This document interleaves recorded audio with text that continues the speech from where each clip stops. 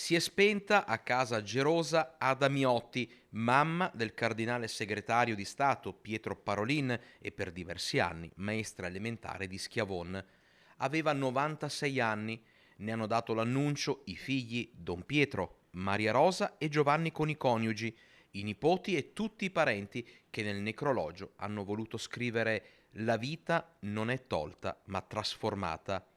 Papa Francesco ha espresso il suo cordoglio e la vicinanza nella preghiera, con lui anche il vescovo di Vicenza, Giuliano Brugnotto, che a nome del presbiterio e dell'intera comunità diocesana ricorda Ada Miotti Parolin come una persona dal tratto gentilissimo, dal carattere forte e dallo spirito ricco di fede cristiana.